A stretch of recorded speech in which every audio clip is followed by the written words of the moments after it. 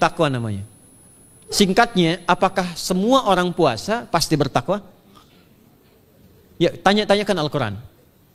Apa jawaban Allah di Al-Quran? Dijawab langsung di ayat Siyam. Al-Baqarah ayat 183. Ya ayyuhalladzina amanu kutiba alaikumus kama kutiba alal ladzina min la'allakum. Nah, kalimat tattaqun itu diawali dengan kata la'allakum. La'alla itu namanya harfu taraji. Saya ulang ya, di ilmu nahwu la'alla disebut harfu taraji. Al-Imam As-Suyuti berkomentar begini. Setiap ada satu harapan, keinginan besar yang ingin dicapai, tapi diawali dengan kata la'alla atau la'allakum, ini menunjukkan bahwa harapan itu, alhamdulillah, harapan itu tidak mungkin bisa dicapai kecuali dengan kesungguhan, keseriusan.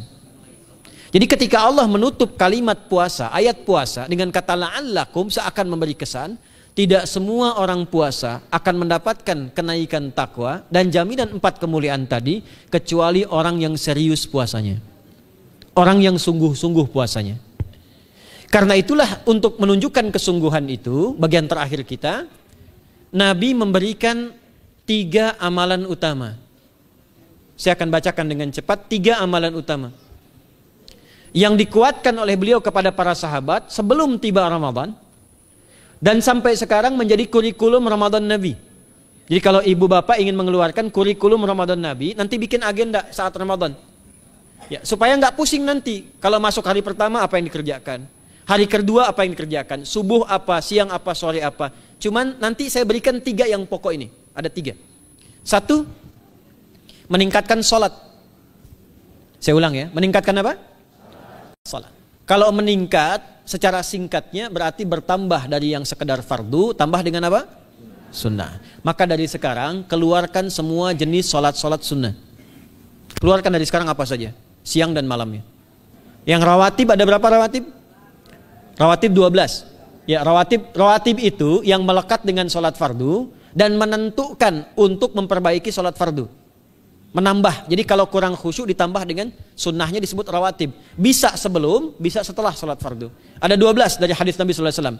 Man shalla isnatai asyrata rak'atan, siapa yang sholat 12 rakaat fi yaumin wa lailatin, yang mengiringi sholat fardu siang dan malam, ya, bunyalahu bihinna baitun fil jannah, maka akan dibangunkan baginya satu rumah di surga kalau konsisten menunaikan 12 itu sampai meninggal dunia. Sahabat yang mendengar itu mengatakan kompak semuanya, sejak mendengar hadis itu kami usahakan istiqomah sampai meninggal tidak meninggalkannya. 12 itu 2 sebelum subuh, cepat. 4 sebelum zuhur, 2 setelah zuhur, 2 setelah maghrib, 2 setelah isya. 2 rakaat sebelum subuh, 4 rakaat sebelum zuhur. Kalau nggak bisa 4 rakaat, karena terbatas waktunya, boleh 2 rakaat, khusus untuk sebelum zuhur. Kalau nggak bisa 4, boleh berapa? 2. Dalilnya hadis Ibnu Umar radhiyallahu taala anhuma. Kata beliau, hafidtu asyra rakaatin, saya hafal 10 rakaat dari Nabi sallallahu alaihi wasallam salat sunnah. Maka menyebutkan sebelum zuhur 2 rakaat. Baik, jadi 12 ya. 2 sebelum subuh, 4 sebelum zuhur, 2 setelah zuhur, 2 setelah maghrib, 2 setelah isya. Ini yang disebut dengan rawatib. Jamak dari kata ratib. Di luar ini mutlak. Mutlak ini ada yang berdampingan dengan salat fardu, ada yang terpisah. Contoh yang berdampingan, 4 rakaat sebelum asar. 4 rakaat ini bukan disebut rawatib, tapi salat mutlak. Cuma waktunya berdampingan dengan salat fardu. Jadi dia nggak memengaruhi sholat fardu, cuma punya keutamaan sendiri. Apa keutamaannya? Hadis Ibnu Umar radhiyallahu taala anhuma, ketika beliau menyampaikan qala Nabi sallallahu alaihi wasallam rahimallahu ra'an shalla qabla al-asri arba'an. Allah akan menambahkan rahmat pada orang yang terbiasa sholat 4 rakaat sunnah sebelum sholat asar. Jelas ya? Baik. Kemudian apalagi setelah itu? Sholat di antara 2 adzan dan 2 adzan ini, adzan dan iqamah. Ya, di antara adzan dan iqamah. Tahiyatul masjid. Apalagi misalnya salat duha. Duha dibagi 3. Awal duha itu kurang lebih 1,5 jam setelah salat subuh. Subuh sekarang misal 4:30, maka jam 6 muncul awal duha.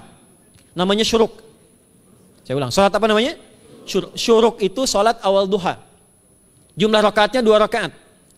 Man shalal ghadata fil jama'ati thumma yaqudu yadhkurullah subhanahu wa ta'ala fa yusalli rak'ataini fakana alaihi Ka'ajri umratin wa hajjin. Ya, ka'ajri ummatin wa hajjin tamatan. Siapa yang salat subuh 2 rakaat dengan berjamaah. Ya, dan umumnya kalau berjamaah bisa ke masjid di masjid. Kalau tak mampu ke masjid, tunaikan di rumahnya. Setelah itu tidak beranjak dulu. Dia duduk untuk berzikir kepada Allah. Zikir itu bisa baca Quran. Quran surah 15 ayat 9 itu Quran disebut dengan zikir. Quran surah 54 ayat 17, 22, 32, 40 itu Quran disebut dengan zikir. Bisa baca Quran, bisa berdoa. Doa disebut dengan zikir. Quran surah ke-7 ayat 205. Ya. Bisa dengan apa lagi? Bertafakkur, ya, mengaji, ta'lim, itu disebut dengan zikir. Ali Imran ayat 190 191. Alladzina yadhkuruna Allaha qiyaman wa qu'udan wa 'ala junubihim wa yatafakkaruna fi khalqis samawati wal ard. Ya, disebut dengan zikir. Bisa bertasbih. Zikir pagi petang, kalimat-kalimat thayyibah ada itu di Quran surah ke-4 ayat 103. Jadi habis salat subuh zikir dulu. Doa dulu, zikir dulu, belajar dulu, tafsir dulu. Setelah itu muncul syuruk. Perjalanannya disebut isyraq, melewati masyrik, 1 tombak bayangan, dia sholat 2 rakaat, itu pahala sholatnya senilai haji dan umrah. Sempurna. Bukan sudah haji, bukan. Mau kemana? Ibu mau haji dulu? Tidak. Ya, hajinya nanti, bulan Dzulhijjah. Tapi senilai haji dan umrah, itu 2 rakaat. Awal duha disebut apa? Syuruk. Pertengahan duha, sekitar jam 9, jam 10. Jumlahnya 2 sampai 4 rakaat. Ya, 2 sampai 4 rakaat. Apa fungsinya? 1, mengganti seluruh zikir yang ada dalam tubuh kita. Mata berzikir, telinga berzikir, lisan berzikir, bisa diganti dengan 2 rakaat duha. Itu waktunya pertengahan duha. Kurang lebih dari jam 8, 9, 10 lah. Kurang lebih 3 jam itu. Ya. Yang kedua, bisa menghambat atau menghentikan, menahan satu musibah umum. Misal ada kebanjiran nih atau macet nih. Orang-orang kena macet. Bapak yang biasa sholat duha pertengahan itu tiba-tiba ditolong oleh Allah, dibebaskan. Tiba-tiba ada orang datang, Pak lewat sini di sana macet. Atau dibimbing ada kontraflow. Itu manfaatnya duha tuh. Yang pertengahan. Yang terakhir adalah akhir duha. Sekitar jam 10 sampai jam 11 menjelang ke zuhur. Ya, akhir duha itu jumlahnya dari 2 bisa 4 sampai 8 rakaat. Di antara manfaatnya bisa mempermudah datangnya rizki dengan izin Allah Subhanahu wa taala ketika ikhtiar. Itu duha. Nanti ke malamnya silahkan tahajud, tingkatkan tarawihnya sampai ditutup dengan witir. Itu salat. 2 yang terakhir saya cepat. 2 yang terakhir adalah banyak berinteraksi dengan Al-Quran. Ada 3 caranya. 1, banyak membaca. Itu namanya qiraah. Silahkan Bapak Ibu siapkan dari sekarang. Targetnya khatam misalnya 1 kali. Berapa juz? 30 juz. Kalau mau gampang bagi 30. Berarti 1 hari berapa? 1 juz. Paling gampang lagi supaya nggak capek ngajinya, supaya nggak capek. Bagi 1 juz 5 waktu sholat. Contoh, juz pertama itu Al-Baqarah plus Al-Fatihah. Al-Fatihah saya nggak hitung lah karena sudah hafal ya. Al-Baqarah itu 141 ayat, juz pertama. Bagi 5, 28. Jadi setiap ketemu waktu sholat, bagi 2 lagi. 28 bagi 2 berapa? 14. Sebelum sholat baca 14 ayat, setelah sholat baca 14 ayat. Itu 14 ayat tuh paling-paling nggak nyampe 5 menit Bu, Pak. Kalau investasi 10 menit setiap waktu sholat bagi 2 kita baca 14 ayat, itu insya Allah selesai Ramadan khatam Quran. Itu udah rumus. Ya, tidak cukup dengan amin, siapkan dari sekarang. Siapkan. Ya. Kemudian mengkaji, kajian, tilawah. Itu tilawah itu di hadis Muslim pahalanya banyak. Ya, majtama'a qaumun fi baitin min buyutillahi. Ya, kita ngajinya Quran hadis ya, biar ya, lebih kuat dalilnya. Majtama'a qaumun fi baitin min buyutillahi yatsluna kitaballahi wa yatadarasuna fima bainahum. Ya, siapa yang bisa tilawah Quran, ngaji, tafsir, keluarkan misalnya untuk Ramadan 10 hari saya pengen tahu Al-Fatihah. Itu ketika dilakukan punya 4 keutamaan. 1, ghasyiyatuhum rahmah. Selama ngaji rahmat Allah dibentangkan. Kalau pengen doa cepat dikabulkan, kalau istighfar diampuni. Yang kedua, awas ini nazalat alaihimus sakinah, diberikan ketenangan dalam jiwa. Bapak Ibu pengen di rumah tangga nyari sakinah, isi dengan Quran di rumah. Amalan terakhir infak. Ya, hadisnya dari Ibnu Abbas, Ibnu Abbas radhiyallahu taala anhuma, qala, ya, beliau mengatakan kana Nabi sallallahu alaihi wasallam ajwadan nas wa ajwadu ma yakunu fi Ramadan. Adalah Nabi sallallahu alaihi wasallam itu orang yang sangat luar biasa dermawan dan lembut. Dan bertambah dermawan lagi ketika tiba Ramadan. Apa yang dilakukan Nabi? Mensupport sahabat, siapapun yang punya anggaran untuk infak, disiapkan sebelum Ramadan. Jangan berpikir banyak Bu. Yang penting ada anggaran, 30.000 nggak ada masalah. Setiap hari 1.000, tidak harus uang, makanan. Pernah dengar hadis ini nggak? Siapa yang memfasilitasi bukaan orang puasa, walaupun dengan sebiji kurma dan sehirup air, maka dia mendapatkan pahala seperti orang puasa itu tanpa dikurangi sedikit pun. Ada? Hadisnya sahih di At-Tirmidzi. Tapi bukan berarti nyari kurma ke Tanah Abang setiap hari 1. Terus minumnya 1 sedotan aja ganti-ganti. Ya, maksudnya apa? Yang paling minimal kita bisa keluarkan. Itu pahalanya 700 kali lipat dikali 10. Paling standar. 700 kali itu standar biasa di hari ini. Dalilnya Al-Baqarah ayat 261 yang dibacakan Adinda tadi kita itu. Ramadan kali 10 lagi. Maka dari itu disiapkan dari sekarang untuk infak. Kalau kami di desa itu, ibu saya selalu kalau Ramadan itu RT-nya setiap rumah. Ini untuk bukaan hari ini rumah A, rumah B, rumah C. Bukaan besok rumah A, rumah B, rumah C. Boleh tuh di PWM Pak dipraktikkan. Ya, misalnya anggota perserikatan siapa dikasih kesempatan. Mungkin nanti yang lain kurmanya, yang ini misalnya jeruknya, yang ini ininya. Setiap ada bukaan ya kirim ke yatimnya, ya kemudian ke pondok-pondok asuhan Muhammadiyah yang tadi disebutkan sekian ribu itu, cari pahala.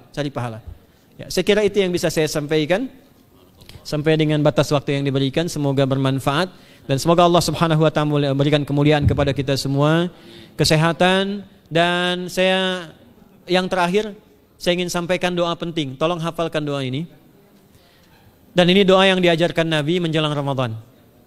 Supaya mendapatkan kesehatan, kekuatan, keselamatan untuk beribadah saat Ramadan. Hadisnya di At-Tirmidzi nomor hadis 3254. Qala, langsung saja qala Nabi sallallahu alaihi wasallam. Allahumma ahillahu alaina bil yumni wal iman was salamati wal islam rabbi wa rabbukallah. Nah, itu tolong nanti dihafalkan, tadi sudah direkam, dibimbing. Nanti ketika ditetapkan masuk awal Ramadan, bacakan itu. Ya Allah, anugerahkan awal Ramadan kepada kami dengan ketenangan, kedamaian, kekuatan iman, keselamatan, sehat, nggak sakit sampai selesai puasanya, diberikan kekuatan untuk ibadah dalam keislaman dan diikhlaskan hanya karena Allah Subhanahu wa taala. Subhanakallahumma wa bihamdika nasyhadu an la ilaha illa anta nastaghfiruka wa natubu ilaik wa akhiru da'wana alhamdulillahi rabbil alamin wal 'afu minkum fastabiqul khairat. Assalamualaikum warahmatullahi wabarakatuh.